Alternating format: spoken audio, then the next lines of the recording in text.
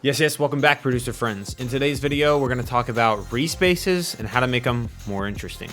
It's 2021. We're way too advanced in civilization to have boring Reese bases still. So we're going to fix that in today's video. If you aren't sure what a Reese base is, don't worry about that. I will sort that out for you in a second, but you've definitely heard it in drum and bass, neurofunk, these kind of genres. Today I'm going to be using Serum, but these kind of techniques will apply to basically any soft synth that you want to use.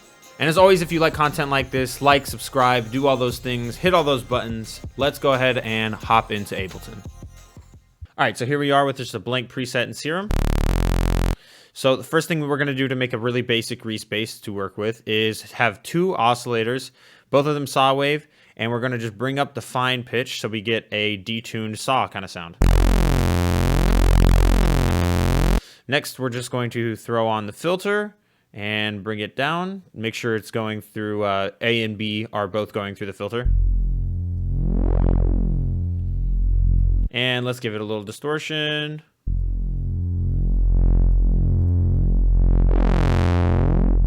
And boom, there's our super basic Reese bass that we're going to work with. Okay, so tip number one is going to be using note tracking to open up your filter cutoff. So note tracking or key tracking basically means that when you hit a lower note on the keyboard, it will spit out a lower MIDI value. And if you hit a higher note on the keyboard, it'll spit out a higher MIDI value.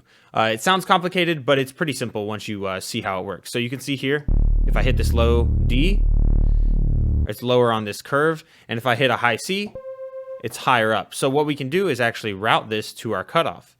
So now you can see when I hit a higher note, it actually opens up the cutoff even more. So that automatically makes it much more interesting when you go up to higher notes, rather than if we didn't have this, say if we remove all these destinations. It kind of just kills your Reese a little bit whenever you move up to a higher octave. So that is tip number one, opening up the filter cutoff using note tracking. And actually our second tip is going to be using the note tracking as well. This one is really cool, using note tracking to actually detune your oscillators at higher octaves. So I'm just going to adjust this a little bit so it's a little bit more of a steeper curve. Now you'll hear that whenever I go up to a higher octave, the oscillators will be more detuned, and I think this gives it a really cool sound.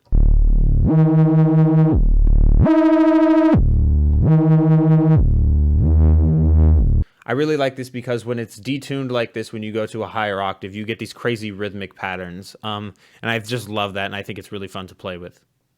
Okay, so tip number three is actually still going to be using this note tracking, and it's actually going to be making your sound wider in the higher octaves.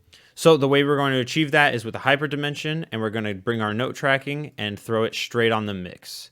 Bring it down a little bit.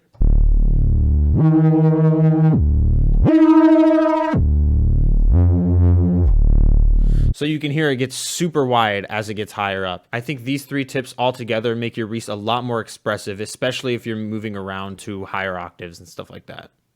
All right, so tip number four. This is going to be for more atmospheric basses, and what we're going to do is basically layer this oscillator on top, but we're going to bring it up an octave, and we're going to bring it up 7 semitones. So that's going to be a perfect fifth. And now we're going to actually detune this second oscillator, maybe not that much. But once we apply our filter cutoff,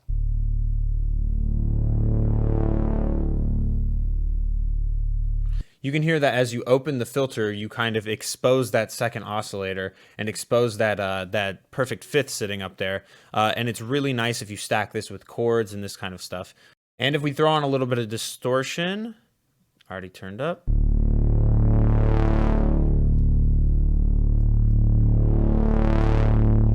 I just love the way that sounds. Okay, and for our last tip, this is also going to be for more atmospheric kind of Reese basses. I'm not actually going to do it in Serum. I'm going to do it with an audio effect in Ableton, but the general idea and the general principle should stick no matter what DAW you're using, what soft synth you're using. So what we're gonna do is grab a big reverb. Let's go big room. It's probably gonna be good. So we want a lot of reverb on our Reese, but we don't want it to get muddy.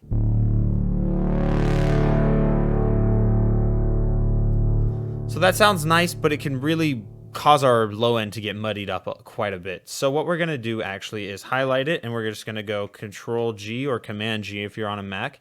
This is going to put it into an audio effect rack, and if we hit this little button right here, you can see that we have a chain. We're going to name this wet. This is going to be our wet chain. So we can bring the dry wet all the way up. We're going to create a second chain, and this is going to be our dry chain. We're not going to do anything to this one. Now what we're going to do is to this wet chain, we're going to grab an EQ, and we're going to cut out all of the low end, like a lot of low end. Like we're only going to keep like everything above 400 hertz. Now what this is going to do is only reverb things that are happening above 400 hertz. So if our cutoff is below 400 hertz, I mean, a little bit will slip through, but it'll stay pretty much completely dry. And what will happen is if we bring the cutoff up like this, then it will trigger the reverb, and then it'll sound really, really wide, but then we can bring the cutoff back down and it'll sound dry again. So that will sound something like this. Let me just put this on mono. Here we go.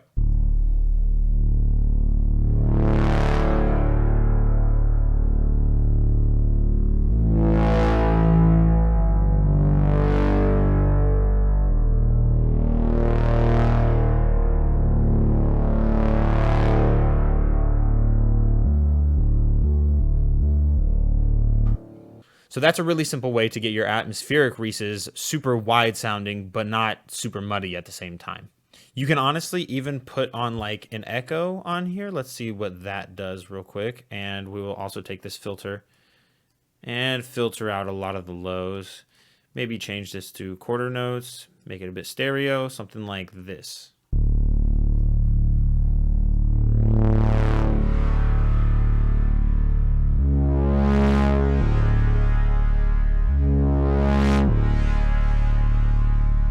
Something like that could even work.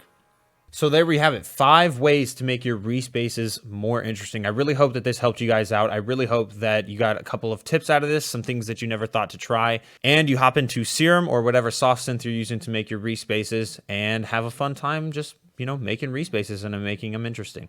So that's it for this one. I will see you guys in the next one.